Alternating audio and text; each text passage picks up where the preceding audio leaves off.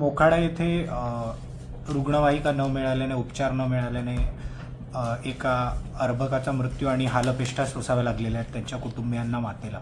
नेमकं काय प्रकरण आहे आणि काय सांगाल? मोखाडा येथील अंकिता सखाराम कंवर, वय 24 वर्ष, खेप तिसरी, ही माता अंबरनाथ जिल्हा ठाणे येथे वीटभट्टीवर काम करत होती व ती आमच्या पालघर जिल्ह्यामध्ये 26/5/2025 रोजी प्राथमिक आरोग्य केंद्र खुडाळ्या अंतर्गत उपकेंद्र सायदे मधील जोगलवाडी येथील गावी, मूळ गावी ती राहायला आली. तर ते आल्यानंतर आमच्या आशा वर्करला माहिती कळाली की इथं एक प्रेग्नंट माता आलेली आहे. पण आम्ही पुनरागमन शिबिरमध्ये त्या आशाने त्या बाईचं रक्तदाब, तिचं तपासणी केल्या, तर ती तपासणी अगदी नॉर्मल होती. पण त्यावर तिला कुठल्या प्रकारच्या कंप्लेंट नव्हत्या. नंतर दिनांक 11/6/2025 रोजी सकाळी 11:30 वाजता त्या अंकिताच्या पोटात दुखायला लागलं व तिचे नातेवाईक म्हणजे सासरे आशा सेविकाला परत सांगितलं की आमच्या सुनबाईच्या पोटात त्रास होतो. पण ती आशा सेविका त्यावेळेस मोखाडा येथे होती. ती आली आणि तिने मग 108ला संपर्क साधला. 108ची गाडी, मोखाडा ग्रामीण रुग्णालयाची गाडी आणि आशेला होती, आशे मोखाड्याची, ती यायला उशीर होता म्हणून तिने 102वर संपर्क साधला व 102ची गाडी पण मोखाडा ग्रामीण रुग्णालयामध्ये होती.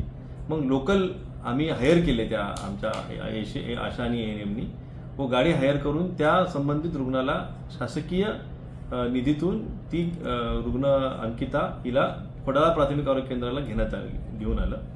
12:30 वाजता ती खोडाळा प्राथमिक आरोग्य केंद्रात उपस्थित होती, आली. तिची तपासणी केली, त्या बाळीची पूर्ण सखोल तपासणी केली. तिची तपासणी केल्यानंतर तिचे डॉपलरनी तिच्या पोटाची तपासणी केली, बाळाच्या ठोक्याची. तर डॉपलर तपासणी केल्यानंतर त्या बाळाच्या हृदयाचे ठोके लागत नव्हते व तिच्या प्रसूतीच्या कळा पण तेवढ्या स्ट्रॉंग नव्हत्या, पण पोटात दुखत होतं.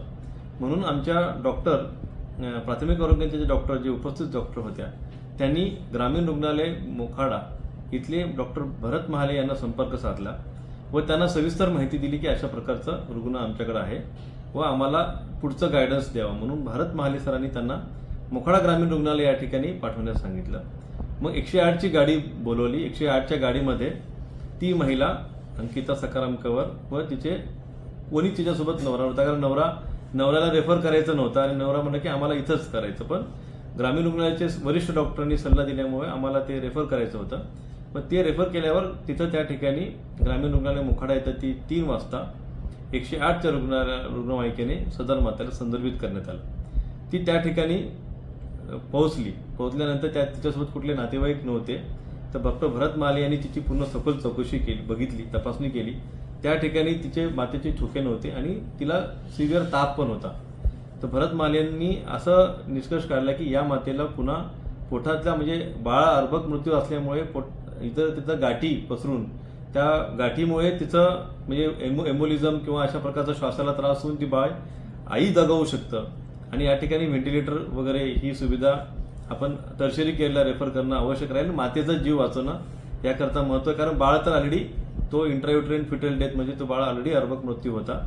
म्हणून त्यांनी तिथून 6 वाजता मग तिचे पती आले व 6 वाजता ती गाडी घेऊन ते नाशिकला पोहोचले. साधारणतः 8 वाजता ती नाशिकला पोहोचली व 10:40 तिची प्रसूती झाली व प्रसूती झाल्यावर तर मृत बाळ मुलगी होती व 1.6 किलोग्रामचं बाळ, ते बाळाचं म्हणजे मृत बाळ जन्माला आलं व जन्माल्यानंतर ती नाशिकला सिव्हिल हॉस्पिटल या ठिकाणी होती.